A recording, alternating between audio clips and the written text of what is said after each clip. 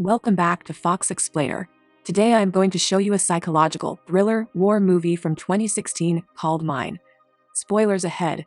Don't forget to subscribe to my channel for more content like this. Watch out and take care. At the beginning of the movie, a tough-ass Marine named Mike says goodbye to a young woman at the airport and hops on a helicopter to go to his next mission. In the next scene, Mike and his spotter Tommy are waiting for their target on a cliff overlooking a desert. Tommy is always talking, while Mike is quieter and more serious. They see a lot of people on foot coming from one side and a lot of armed cars coming from the other. Sayed Asif, a 65-year-old terrorist, is the person Mike wants to kill. As Tommy and the voice on the radio try to get Mike to do the hit, he realizes that everyone is at a wedding and that the target might be the groom's father. When the groom and bride block the target, the situation gets even more complicated. Mike is told to kill the groom so he can get to the target, but he can't bring himself to kill a person.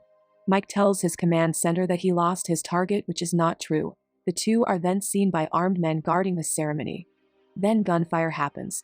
The target runs away right away, while Mike and Tommy are forced to run away when armed men start chasing them.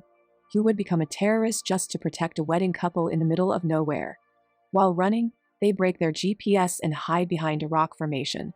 When the armed men start walking toward the rock, Mike quickly comes up with a clever way to distract them and send them in the other direction.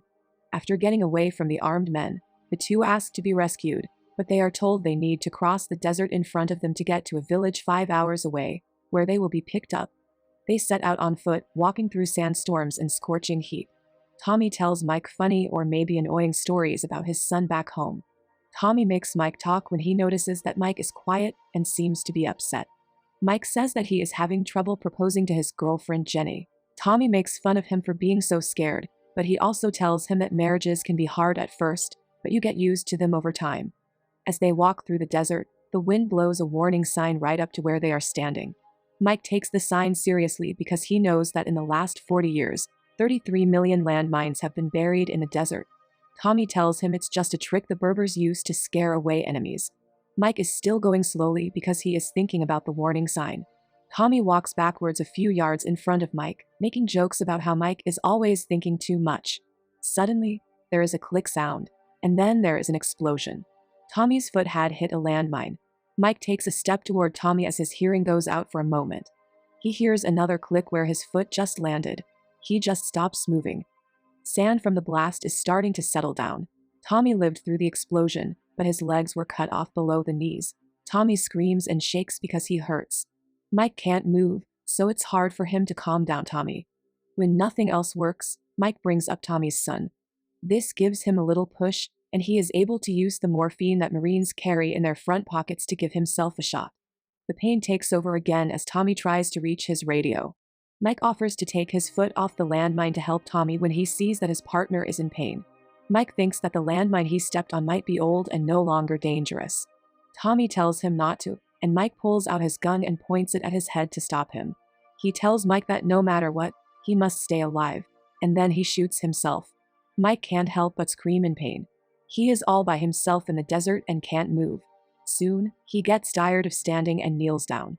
Mike figures out that he needs to get the radio next to Tommy, which is a few yards away. He ties his shoelace to an axe and pulls the radio bag toward himself, but he learns that the radio's battery is dead and the spare is on Tommy's body. Mike is upset, but he comes up with another plan. He makes a makeshift way to charge the radio with solar power. Mike is then able to contact his bosses. He asks to be rescued right away, but he is told that rescue helicopters can't fly to his location because of frequent sandstorms. If everything goes well, a convoy will come save him in about 52 hours. Mike is frustrated by the answer. The major then tells Mike to try digging a ditch and jumping in it, which would only result in an life-threatening limb loss. Mike decides to tough it out and wait for rescue. He sets a countdown on his watch. Then, another huge sandstorm hits full force. He manages to wait it out without moving. Once it's over, the first thing he notices is that the storm has brought Tommy's body and, with it, the spare battery, right next to him, but the radio has drifted too far away for him to reach. Hours pass. Mike runs out of water. He gets more and more desperate, and sometimes thinks about shooting himself. He then sees a Berber coming toward him, walking in a zigzag pattern. Mike tries to warn him about the landmine, but the Berber acts just like Mike, making fun of him. Mike tries to explain his situation to the Berber man, but he insists that Mike must take the next step. He then takes Mike's water bottle and runs away into the desert. Mike is completely dehydrated and desperate, so he drinks his own piss until he sees a little Berber girl coming toward him with his water flask. She hands it to Mike, and to his relief, it's full of water. Mike slakes his thirst. Even though the girl never speaks, her toy soldiers seem to tell Mike that he has to get off the mine and move on. Mike tells her that he can't move and asks the girl to get him his radio, but the girl doesn't understand. Desperate, Mike gets too loud and scares the girl away. Soon, night will fall, and the temperature will start to drop. Mike starts a fire to keep himself warm. He starts hearing sounds of wild animals. He takes out his phone and looks at pictures of his girlfriend to keep himself busy. He finds a video of his girlfriend. In the video, Jenny tells Mike that she's waiting for him. Mike must win the war and get back to her as soon as possible. Mike begins to get emotional. He is worried that he may never see his girlfriend again. He's so tired of everything happening to him that he starts to fall asleep, but when he wakes up, he finds that the fire has gone out. He finds himself surrounded by animals. He tries to scare them off with his gun but fails. Guess he should have watched A Little Man vs. Wild. The animals carry Tommy's body away. One animal starts to move toward him, but Mike shoots it with his gun while using his flashlight as a light source. The animal steps on a landmine, causing it to explode and scaring the other animals away. The morning comes, and the same Berber man stops by again. He tells Mike that he is very lucky to have made it this far after stepping on a landmine and spending the night in the desert with wild animals. He asks Mike again to step forward, but Mike doesn't do it. Mike tells him that he probably knows where the mines are since he always walks in the same pattern. The Berber replies that he doesn't know where the landmines are and that he only walks in a zigzag pattern because it's safer than walking straight. Mike again asks him to get his radio. The Berber man finally agrees, brings the radio back to Mike, and then goes on his way. Mike looks at his watch and sees that it will take another 24 hours for help to arrive. He slowly starts having hallucinations. Mike sees Tommy wake up from death. Mike's made-up version of Tommy keeps him going and tells him that he will get out of this alive. Again, the sun goes down, and Mike starts to think about all the mistakes he's made in his life. He begins to feel bad about leaving his girlfriend Jenny alone and going to the mission. Again, he's surrounded by animals. This time, mine explosions don't stop them. Mike starts shooting at them without knowing what he is doing, but the animals still attack him. As he fights the wild animals, his mind wanders. As soon as the sun rises, Mike goes back to reality. All the wild animals that had attacked him were dead around him. Even though he was outnumbered, he managed to kill all the animals. Mike has been standing in that desert by himself with his foot on the mine for the last 45 hours without moving. Then, his boss sends him a message saying that the rescue team is running late. The senior asks if he can hold on for 17 hours. Mike says that he has reached his limit and can't go any further. The major tells him that he has someone who wants to talk to him. Then Mike hears the voice of Jenny. Mike starts frantically apologizing to her for leaving her, for messing everything up, and for breaking everything he touches.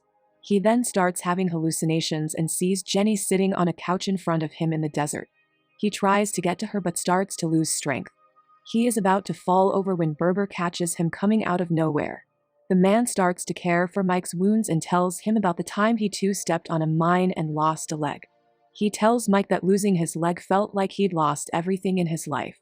But the pain of losing his leg washed away when he met his wife and had a daughter. He says that no matter what happens in our lives, we must keep moving forward. Mike tells the man that he is lucky because his daughter, who brought him water, is very pretty and has her father's smile. The man tells Mike that he no longer has a daughter because she died in a mine explosion during one of their trips together to dig out mines and replace them with tin cans. Mike listens, dumbfounded. The Berber tells him that he's glad his daughter came to meet Mike, but that he really needs to move on now. He then leaves. Mike sees his daughter again, but she quickly goes away with the wind. Mike starts to have hallucinations again. He sees his abusive father, who used to hit his mother while he watched helplessly. He sees his dying mother. He also sees the good times he had with his girlfriend. At that moment, he hears on the radio that the rescue team is close by and they need him to tell them exactly where he is. Before he can use the flare, the terrorists from before start shooting at him from over the hill. The shooting causes a nearby mine to go off, which sends the flare flying out of Mike's hand and out of reach. He tries to fire back, but he's too weak.